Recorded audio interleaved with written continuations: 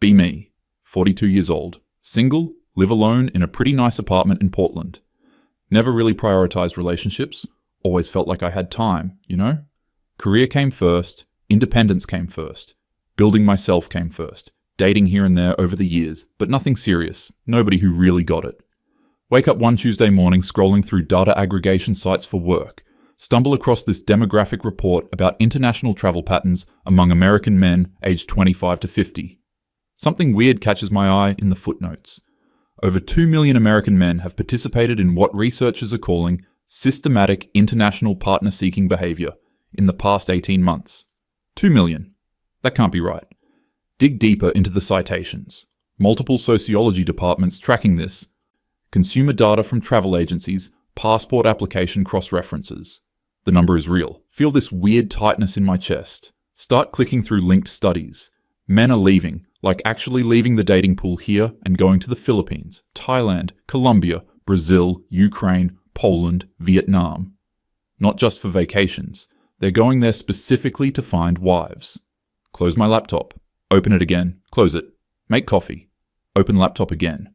I can't stop reading. One study shows a 340% increase in marriage visa applications from specific countries over a 5-year period.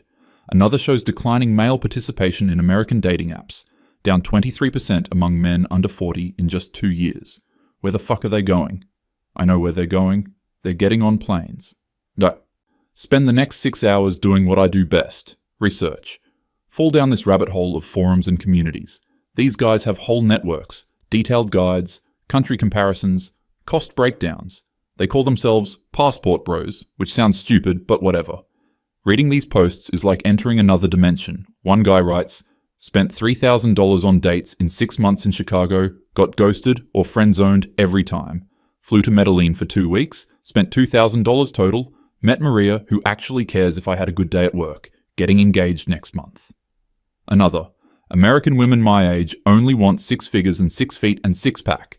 I'm 5'9" and make $65,000 as a teacher. In Poland, I'm considered a catch. I'm marrying Kasia in the spring. Hundreds of these stories. Thousands. They're comparing notes on which countries have women who haven't been ruined by feminism yet. That phrase keeps coming up. Ruined by feminism. My feminism. Feel my face getting hot. These men are talking about us. About American women. About me? Like we're defective products. Keep scrolling because I hate myself apparently. Find this massive thread analyzing marriage success rates. Marriages between American men and foreign women have lower divorce rates according to their data. They've got charts. They're using our tools, statistical analysis, demographic modeling. One guy wrote this whole thing about how he spent his 20s being told to be sensitive, to be emotionally available, to support women's careers, to split everything equally. Then he says he did all that and got treated like he was invisible. Says the women he dated talked about him like he was a placeholder until someone better came along. Went to Vietnam, met a woman who actually appreciated him. His words, she doesn't make more money than me and doesn't care. She doesn't keep a running tally of who did what. She doesn't have a list of requirements I need to meet. She just likes me for me. Want to argue with my screen. Want to explain all the reasons this is problematic. But I'm alone in my apartment and nobody's here. Think about my last date 3 months ago. Met him on Hinge. He seemed okay. Software developer, decent job. Spent the whole dinner kind of mentally checking boxes. Does he make enough? Is he ambitious enough? Does he support the right causes? Will he do equal childcare if we ever got that far? There was no second date. He texted something polite about not feeling a connection. I didn't really care. Did I care? Shake it off. This is stupid. I'm getting derailed by manosphere bullshit. These men are just bitter because they can't handle equal partnerships. But that number keeps floating in my head. 2 million. That's not a fringe movement. That's a demographic shift. Look up marriage rates in the US for my age group. Women 40 to 44, never married, 23% in 2023 versus 9% in 1980. It's not just me. Birth rates below replacement level since 2007. Median age of first marriage for women now 28. For men 30, both climbing every year. Percentage of men reporting no sexual contact in the past year tripled since 2008. The data is everywhere once I start looking. We're not pairing off anymore. Something broke. My friend Rachel texts me about getting drinks Friday. Rachel works in tech, 39, also single. We've been doing this every few weeks for like 4 years now. Same wine bar, same complaints about dating apps, same jokes about dying alone with cats. Except I don't have cats because I'm allergic, and that seems relevant somehow. Friday comes, and I can't stop thinking about all this. Don't bring it up at drinks immediately. Rachel is talking about some guy who unmatched her after she said she wouldn't want to move out of the city for anyone. She's laughing, but there's this edge to it. I'm barely listening. Finally just blurt out, "Have you heard about this passport bros thing?" She rolls her eyes so hard. Oh yes, she's heard. It's pathetic. Men who can't handle strong women, so they go exploit vulnerable women in poor countries. That's the script. I've said similar things before. But tonight I just ask, what if it's not that though? Rachel looks at me like I grew a second head. Tell her about the numbers, the statistics, the forums. She's getting defensive, saying these men are just losers. If they can't cut it here, then good riddance. Ask her when her last relationship was. She goes quiet. 3 years ago, dated a guy for 6 months. He wanted to get serious. She wasn't ready. Ended it. Since then, nothing that stuck. Neither of us say anything for a minute. Finish our wine. The conversation moves on, but it's awkward now. Next Tuesday, I have lunch with my friend Dave. We've known each other since grad school. He's one of the few male friends I kept over the years. Dave's 44, divorced 4 years ago, has a 10-year-old daughter. He's been single since the divorce. We usually keep it light, but I'm still stuck on this whole thing. Ask him straight up, would you ever do the passport bro thing?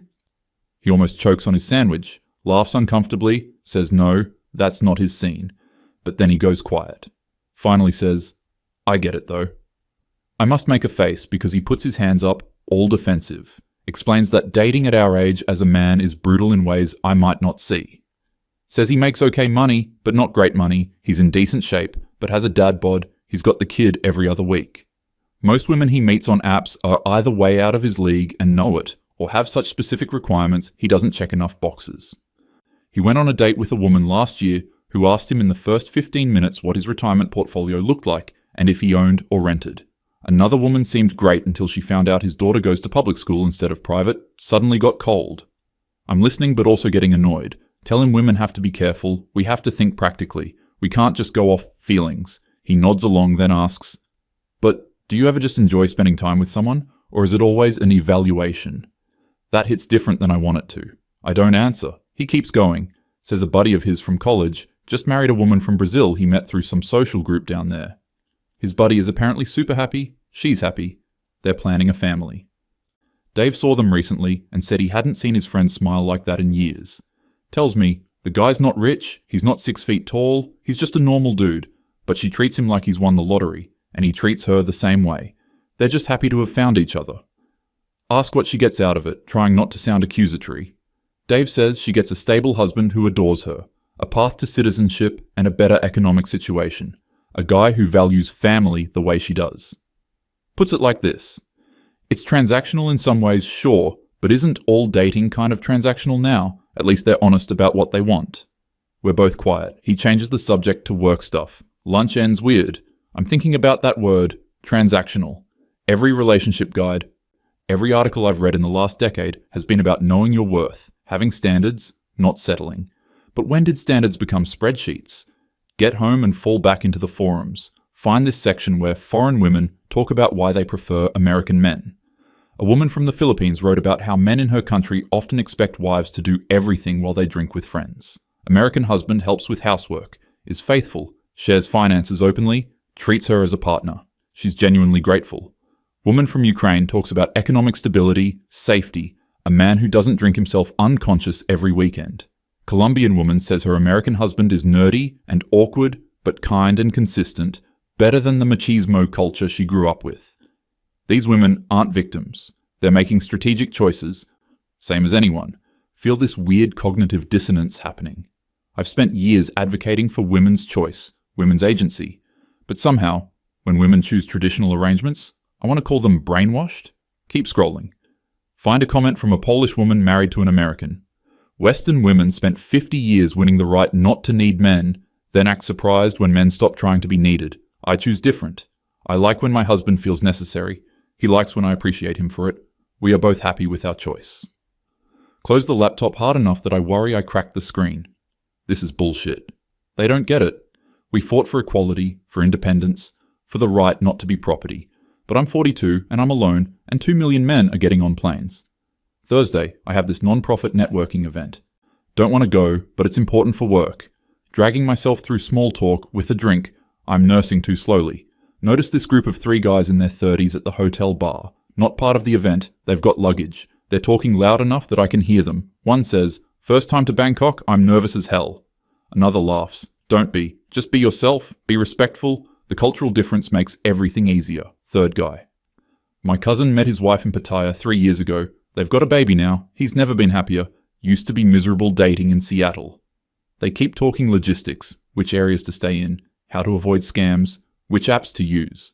One mentions he's been learning basic Thai phrases. They seem excited, normal guys, not creeps, just regular men talking about meeting women. One of them notices me looking, raises his glass slightly, friendly. I look away fast, feel embarrassed for eavesdropping, feel angry at being embarrassed, feel confused about feeling angry. Leave early. At the airport, I saw them again while waiting for my own flight home. They were at the gate for a flight to Taiwan. Actually Taiwan, not Bangkok, I misheard earlier, laughing about something, looking at one of their phones. They looked hopeful. When's the last time I felt hopeful about dating? Can't remember. Get home Friday night. Rachel texts about the feminist group thing. Oh fuck, I forgot. There's this monthly meetup of women from various advocacy and non-profit backgrounds. We talk about policy, campaigns, supporting each other professionally. It's usually inspiring. Show up Saturday morning at Dana's house. There's coffee and pastries, about 12 of us. Ages range from late 20s to mid-50s. Dana starts by asking if anyone has topics to discuss. Someone brings up the passport bros thing. The room immediately gets tense. Everyone has apparently been seeing the articles, the videos, the discourse. Maria, who's 33 and works in immigration law, calls it human trafficking with extra steps. Jennifer, 56, divorced twice, says men have always run away when women demand equality. This is just the new version. Someone else brings up mail-order bride history, power imbalances, exploitation. All valid points. Things I've thought. But then Amy speaks up. Amy is 29, younger than most of us, works in social services. She says quietly, "My brother just got engaged to a woman from the Philippines." Room goes silent. Amy continues. "He's a good guy. He's not a creep. He just kept getting rejected here for not making enough money or not being tall enough. He's 5'6" and works as a paralegal. He met Leah through a church group when he was doing missionary work there 2 years ago. She's educated. She's got a nursing degree. They're actually perfect for each other, and I've never seen him this happy." Dinah tries to redirect. "That's different though. That's organic." Amy shakes her head. "Is it? He went there partly because he'd heard Filipino culture values family and faith over income brackets. That's still intentional. And honestly, watching them together made me realize how much I've been treating dates like job interviews."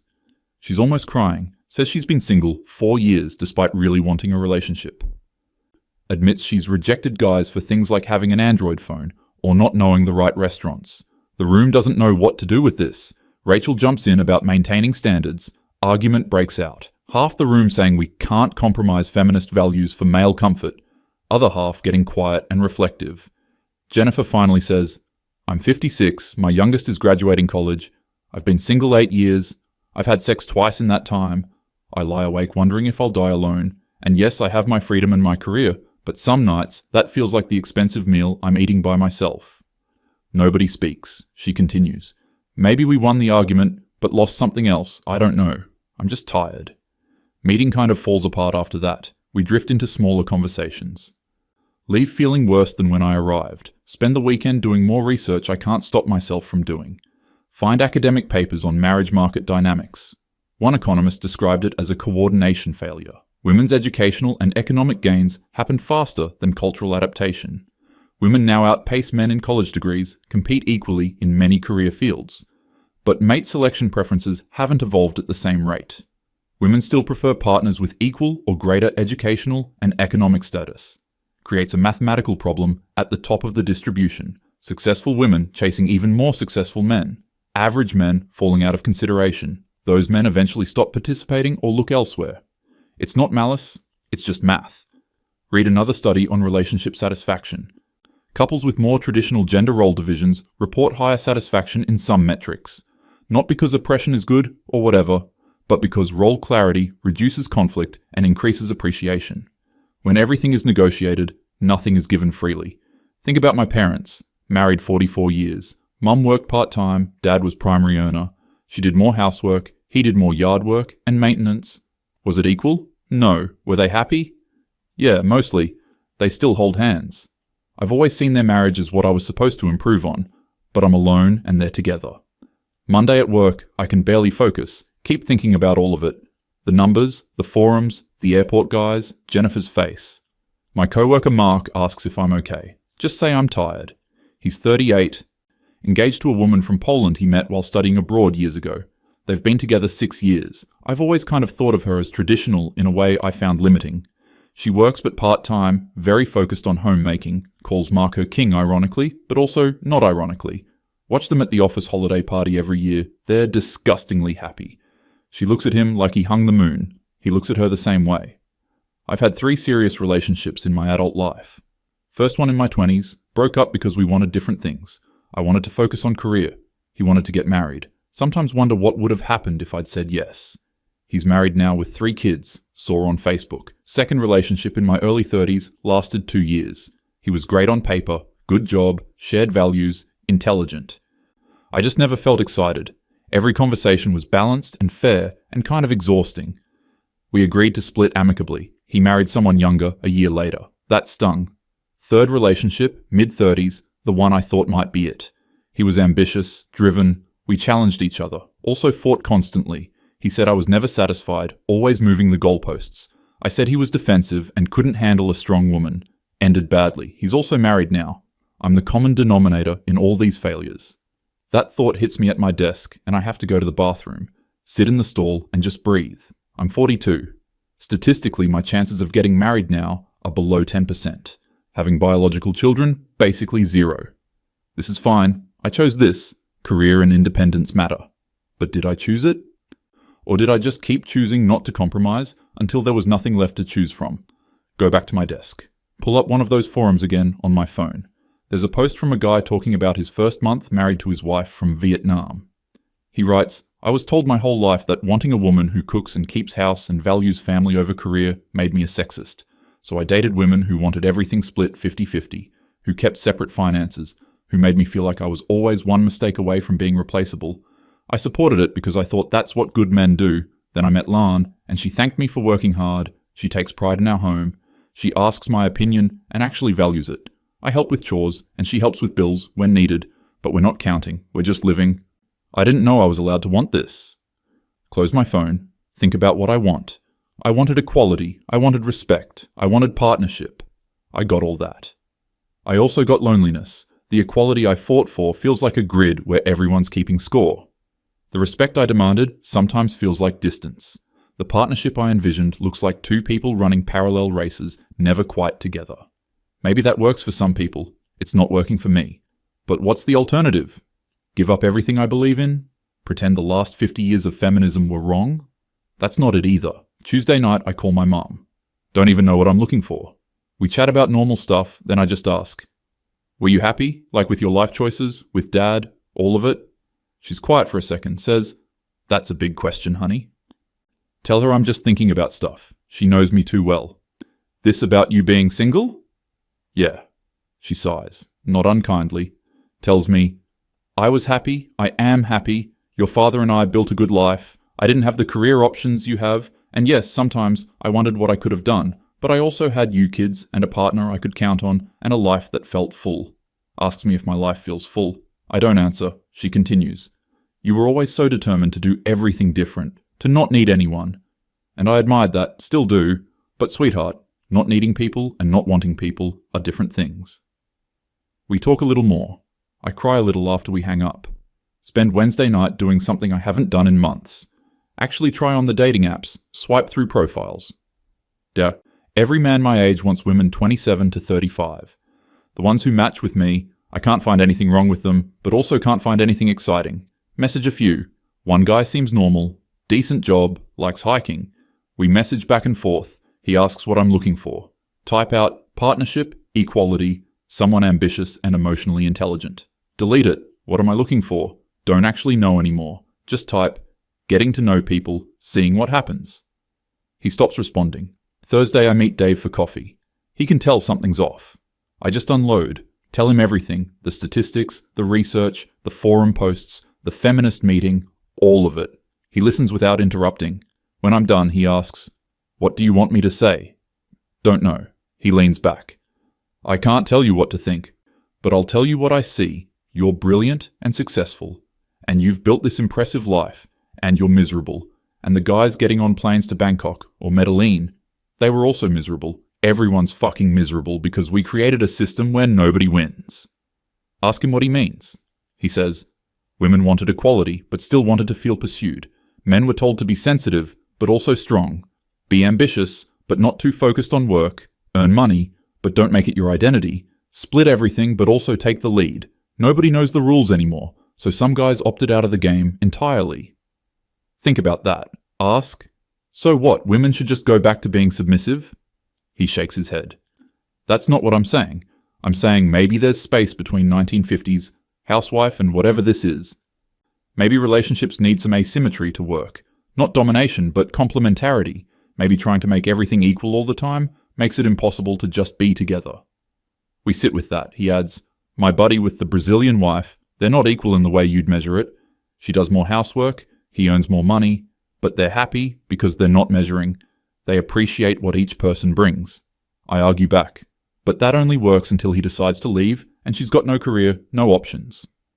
Dave, "She's learning English, taking online classes. He supports that. She's not trapped. She's choosing her priorities, and he's choosing his. It's working for them." Don't have a response. We finish coffee. He says as we're leaving, "You don't have to have all the answers. You're allowed to want different things than you thought you wanted. Friday night, I'm alone in my apartment. Make myself dinner, pour wine, sit on my couch, pull up one more forum thread. Guy asking for advice on proposing to his girlfriend from Colombia. Dozens of responses congratulating him, giving tips, sharing their own stories. One comment, "These women don't expect perfection. They expect effort. They don't expect 6 figures. They expect stability. They don't expect a romance novel. They expect respect and commitment. And in return, they give the same. It's not complicated." Another, "I make $50,000 a year and I'm my wife's hero because I come home every night and care about her day and help plan our future. In the States, I was invisible unless I was a top earner. The math was impossible." Close my laptop. Look around my apartment. It's nice. It's mine. I owned every piece of furniture. It's also empty. Just me and my accomplishments. Think about the next 10 years. Same job probably. Maybe a promotion. Same apartment. Same wine bar, Fridays with Rachel. Same apps with worse odds. Same independence that feels more like isolation every year. Think about those men at the airport. They looked hopeful. When did I last feel hopeful? Realize I've been operating from fear for years. Fear of being used. Fear of losing independence. Fear of being seen as weak. Fear of choosing wrong. Built walls so high nobody could hurt me. Nobody could reach me either. Saturday morning, wake up and make a decision. Don't know what it means yet, but I know something has to change. Text Rachel, ask if she wants to talk for real. We meet up. I tell her everything I've been thinking. She's defensive at first, then she's quiet. Finally, she says, "I'm scared." Ask her what of. She says, "I'm scared I missed it. I'm scared I was so busy making sure I didn't settle that I ended up with nothing. I'm scared those guys are right about us." We both sit there, 2 successful, independent women in our late 30s and early 40s, both terrified we optimized ourselves out of love. Rachel asks, "So what do we do?" Don't have an answer. Maybe there isn't one. Maybe I spent so long fighting battles from my mother's generation that I didn't see my own. Maybe equality doesn't mean sameness. Maybe I can want partnership without it being weakness. Maybe those guys on the forums aren't all wrong, even if I don't like how they say it. Maybe the women choosing traditional arrangements aren't betraying feminism. Maybe choice means actually choosing, not just choosing what the ideology says is correct. Sunday I delete most of my dating apps. Keep one.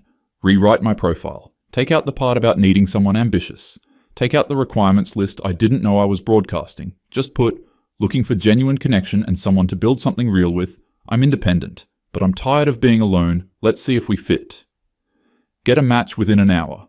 Guy named Tom, 44, engineer, divorced, has 2 kids. His profile says, not looking to play games, too old for that, want someone who wants to actually be a team. We message. Conversation flows easier than it has in years. He asks me to dinner. I say yes. Hang up and feel something unfamiliar. Hope, maybe. Or just openness. Don't know yet. But sitting in my apartment Sunday night, I think about those 2 million men. They're not the enemy. They're not even wrong exactly. They're just solving their problem while I've been denying mine. Think about the foreign women who chose traditional marriages. They're not victims. They're exercising agency differently than I would. That's allowed. Think about my feminist friends at that meeting. We're all so lonely. We won our independence, wondering now what it cost. Wonder if there's a synthesis somewhere. Some version where I don't give up myself, but also don't spend the rest of my life alone. Where I can be equal without keeping score. Where I can be strong without being closed off. Where I can want partnership without it being regression. Don't have answers. First time in my adult life, I'm admitting I don't have answers. Feel like I've been running a race nobody's winning. Maybe those guys getting on planes figured that out before I did. Maybe that's what's really unbearable about all this. Not that they're wrong, but that they might be right about some of it. And I spent so long being right that I forgot to be happy. My date with Tom is Thursday. Don't know if it'll go anywhere, but I'm trying something different. Going to listen more than I evaluate. Going to be open instead of testing. Going to stop treating it like a negotiation. 42 years old and finally learning what I should have known. Being strong doesn't mean being alone. Having standards doesn't mean having checklists. Independence is only valuable if you choose to share it with someone. Those men on the forums. They didn't outsmart me. They just wanted something different badly enough to go find it. I wanted to be right. Turns out being right is cold comfort. Sitting here Sunday night in my empty apartment that I'm so proud of. Wondering what I was trying to prove. And to who? Maybe that's the real breakdown. Not the statistics or the forums or the passport bros, but realizing I built exactly the life I thought I wanted. And it's not enough. And I don't know how to fix it. And neither does anyone else at those feminist meetings. We're all just sitting around watching men leave. Telling each other we're better off. Going home alone. Repeat next month. The math doesn't lie. 2 million men, and counting. Maybe they're not running from strong women. Maybe they're running towards something we forgot how to offer. Or forgot we were allowed to want to offer. Don't know. Just know I'm tired. Tired of being right. Tired of being alone. Tired of pretending this is working. Thursday comes. We'll see. But something has to change. And maybe that something is me.